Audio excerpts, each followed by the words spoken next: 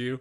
Wanted to get a little bit of a this is what the purpose of the video tonight is to do a little bit of a status of the franchise, and of course, the big news in the off season: the Maple Leafs officially were sold to a group and everything else. They want to keep everything.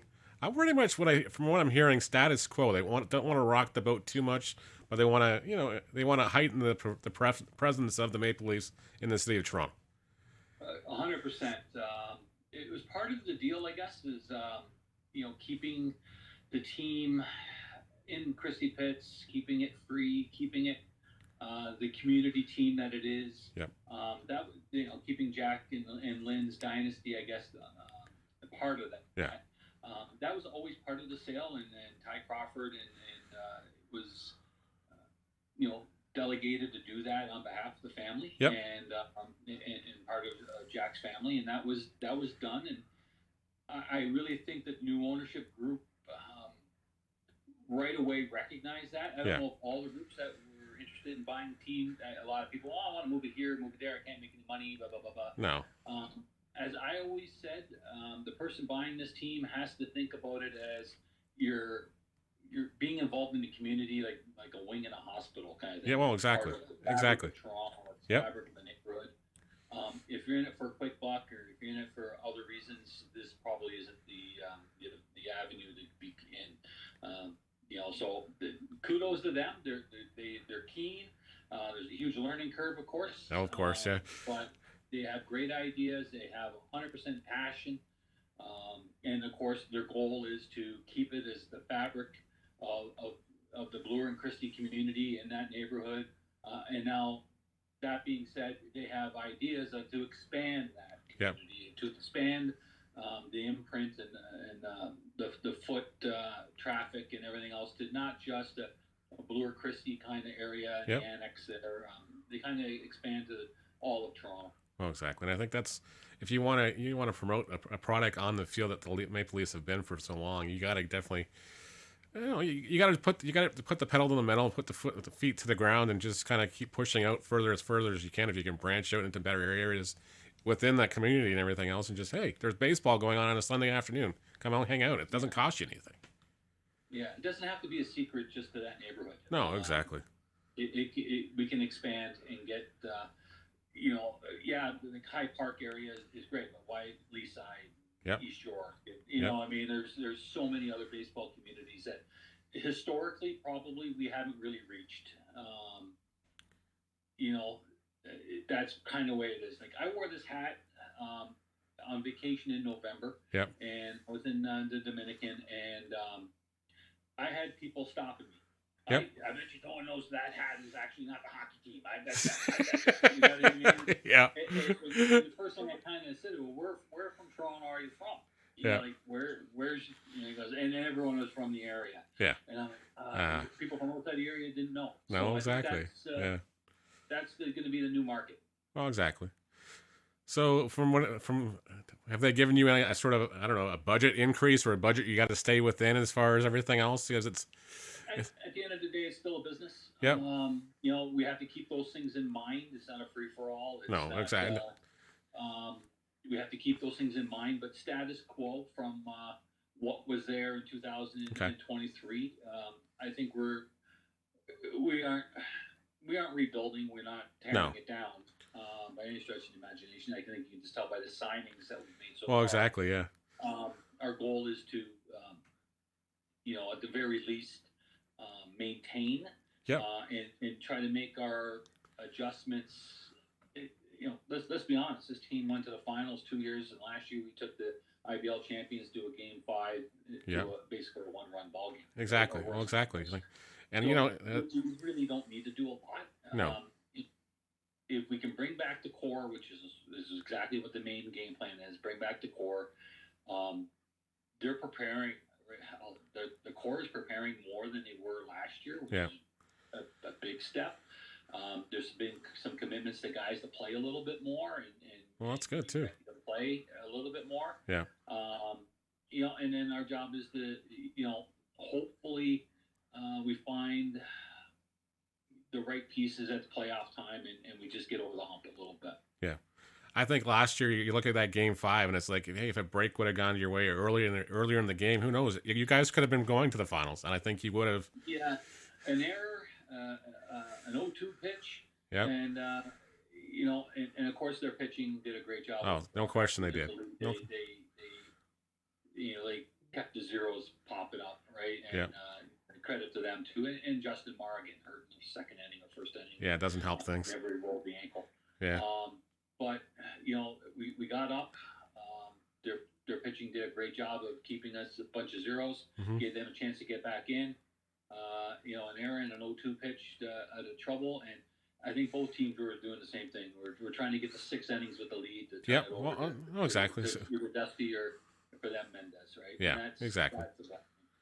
And no, it would just boil down to, we look at the numbers and everything else, and you guys are right there again. It's just like, I didn't expect you guys, as far as turnover, I don't expect you guys to do a lot of turning over. I know a bunch of guys and everything else, they were kind of ha and ha, and you hear whispers that, well, I guess we'll just start with some names as far as Jordan Costello.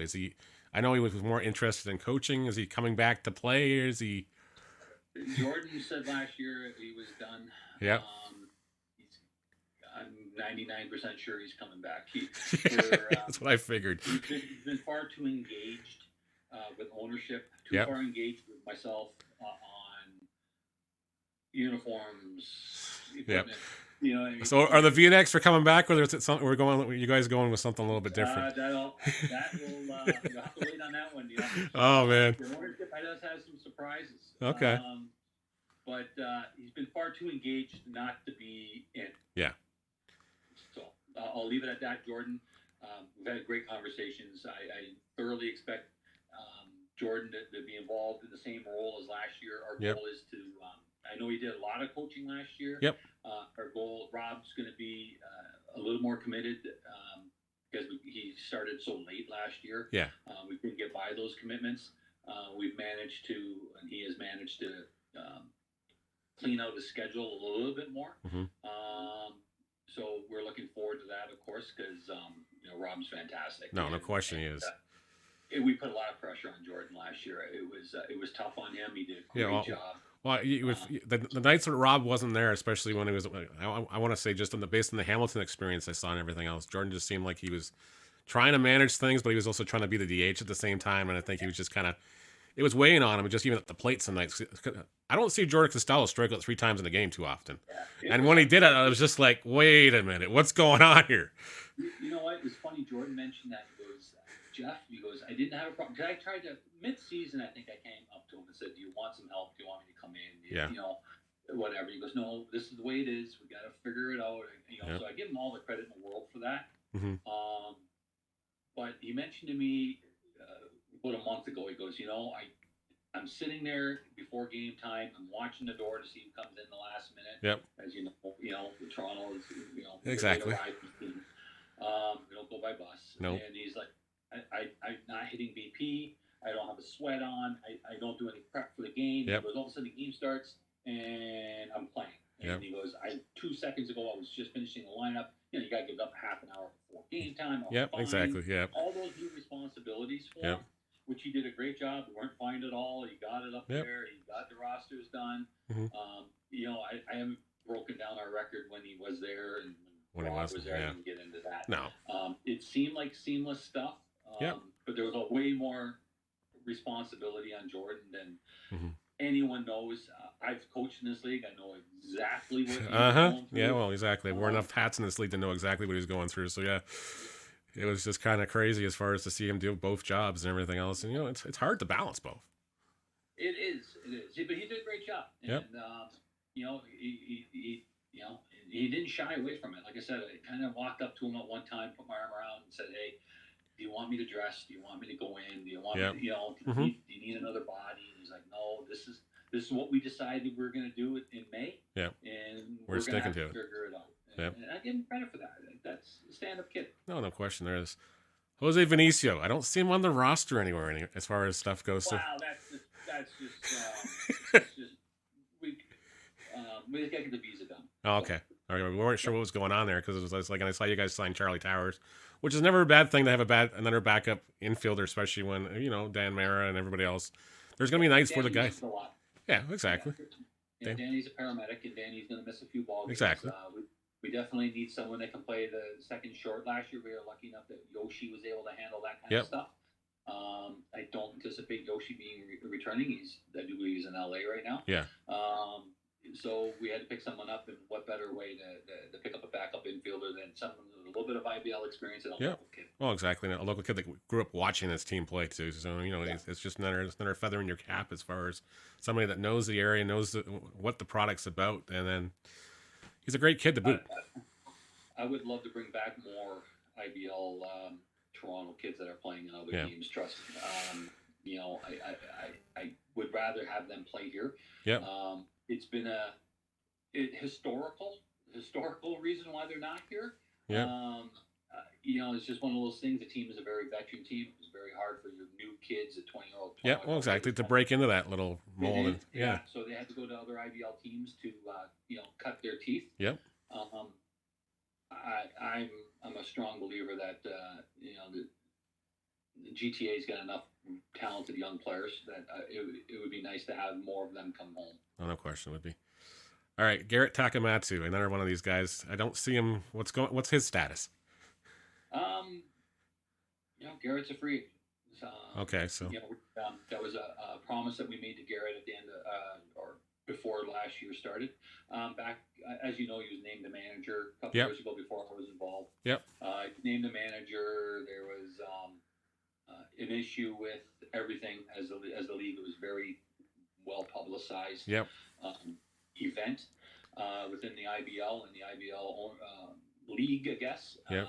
Garrett was the poor kid that got affected by all that. Yeah, well, exactly. By rules and misinterpretation of rules and all that stuff. So Garrett was pretty upset about all that, of course.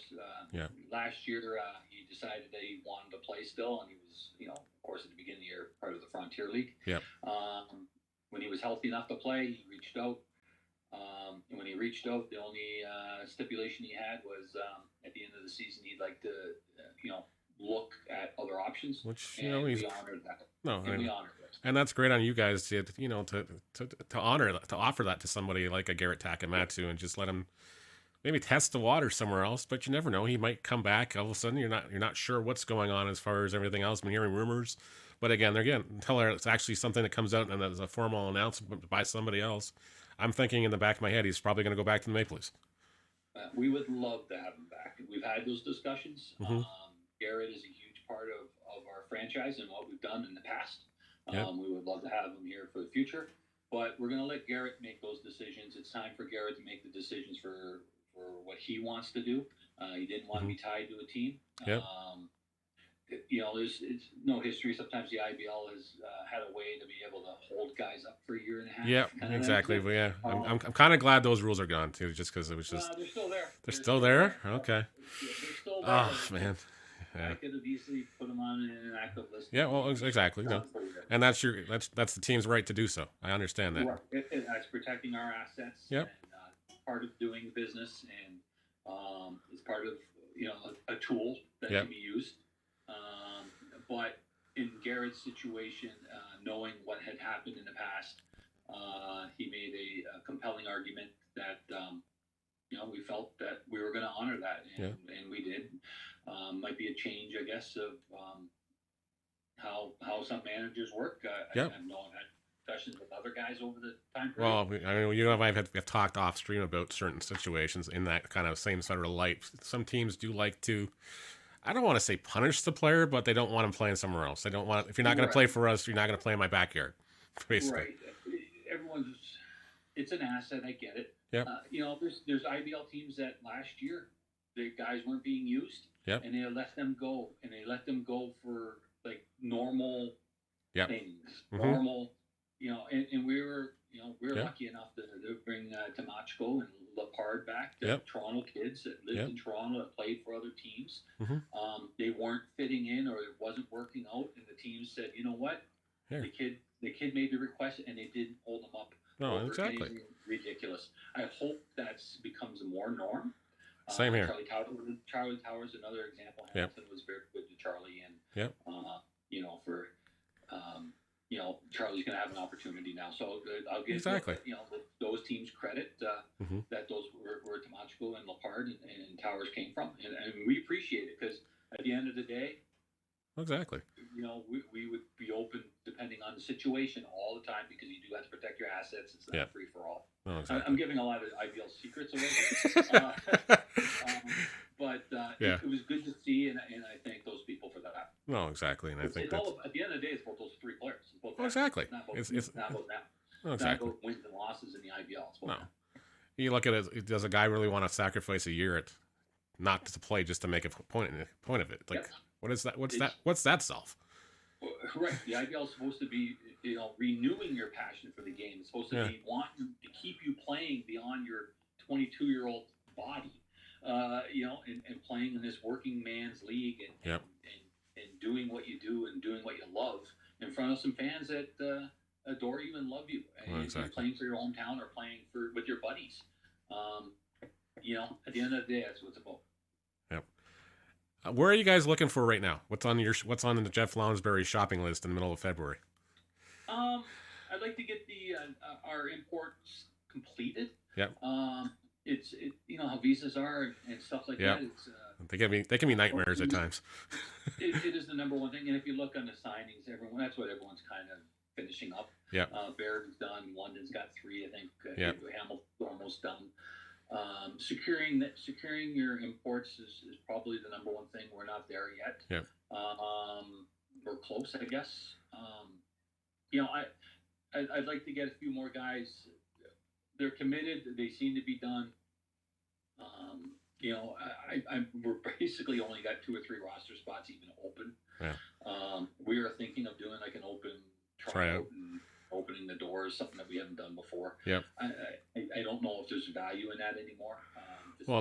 Given if you're saying you're already pretty much at the 25, between 25 and 28 now, it's kind of hard to do that. But at the same time, it's just like you might find that some guy comes out of the woodwork here and everything else. But yeah, it's like one of those. Yeah, we're open for it, and it's a possibility, I guess. Like you can only bring a guy in for a workout. Like half our team works in the baseball industry. Jeff Hodges is working in the baseball. Robbie's working in baseball. Carrington's baseball.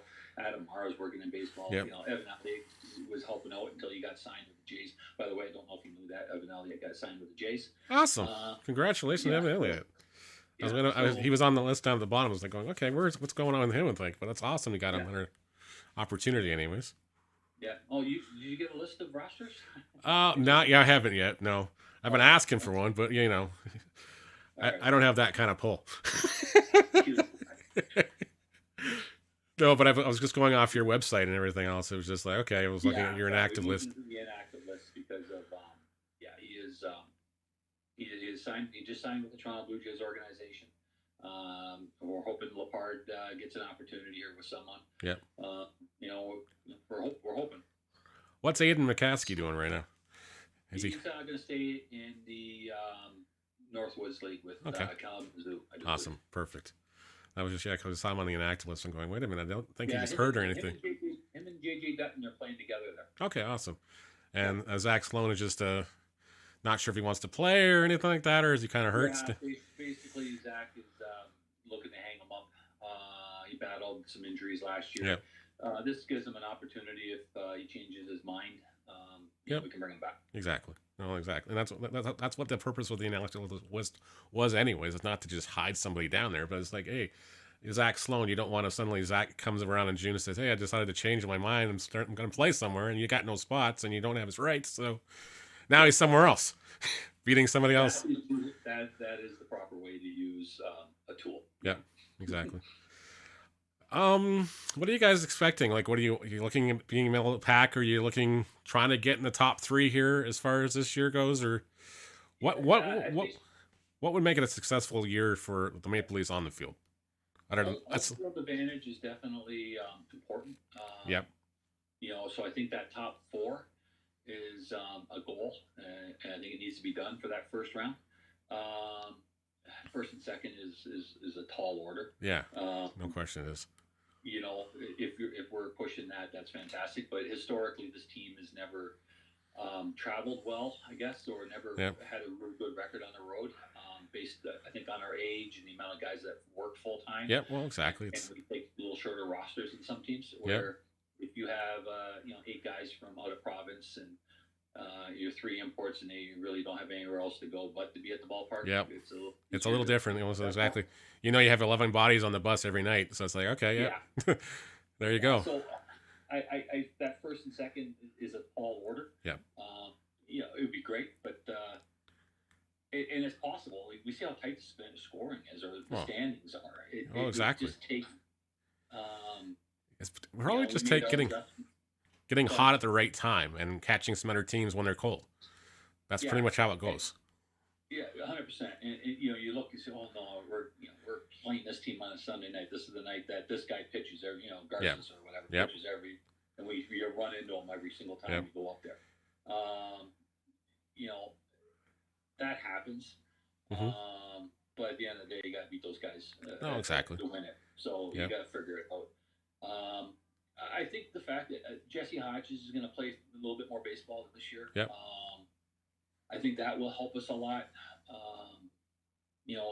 Danny Marr and Justin Marr are committed to playing, and Cristaldo's committed to playing, and Connor Lewis is actually talking about playing more this year as well. Oh, so that's good too. He was another one of those guys I wasn't sure what was going on there, but it's good to see he's still in the mix as far as that stuff goes. Yeah, I think instead of getting those guys, Dusty Richards is the same way. Instead of getting 10 games in, starting in mid-July, I think you start in May and have a slower build. Yeah, a slower ramp up rather than just trying to get you going in June and July when you got to get X number of innings there to qualify for postseason, and which is right. And then end up playing through some nicks and innings, or because they're not in baseball shape. No, so exactly. I think that's the goal. I think they've all committed to that too. They've all said that that's part of their preparation and plan. So that would be a benefit to us and welcomed. Mm-hmm. So you guys open the season once again. Of course, you guys traditionally, because Jack's always insisted on it, and I'm glad that tradition's upheld as everything. The Maple Leafs open the season on May 12th against the London Majors. Always the IBL kickoff, which is always a great thing. And I always look forward to that weekend, even though sometimes it was snowing and raining and everything else. But thankfully now it's a week later, so hopefully the craziness of the late April weather is not going to impact that. We'll see. We'll see. Anyways. I don't control the weather. No, we can't control the weather as far as everything else goes. But we'll be ready to go. We look forward to that. It's such a weird game. Like, you're starting ahead of everybody. And, yep. And props to London too for playing every week that every year that time. Yeah. You can't use your starter's not going to run out there and run 6 in. He's going to probably go 3, maybe 4 maximum. It's probably going to be a very restricted pitch count. Probably maybe 35 to 45% of their workload. Maybe well, still, that guy I swear that guy's got a robotic arm out there somewhere. So that's beside the point. He does. He's just done. Yeah. I've witnessed it my whole life up Broad, watching him Western. Well, exactly. Well, it's just every time we came to Guelph, it's just like, oh, great, Boone's on the hill. We're going to lose this one. Doesn't matter how. Owen Boone and Marek Deska, and I'll throw Adam Page in there. They've cost me a few rings. I think they've broken my heart a few times. Yeah, that's the best way to put it. Yep. God bless them. I'm looking forward to it, and I guess we'll get our guys in there, and we'll go 3 innings and 2 innings and 1 inning, and get everyone some work in, and hopefully we come on top. Last year we came on top, so hopefully it works out again. Jeff, thank you so much for taking time out of your busy schedule, and especially on Valentine's Day in the West. So go enjoy your dinner, have fun with the wife, and we'll see you real soon.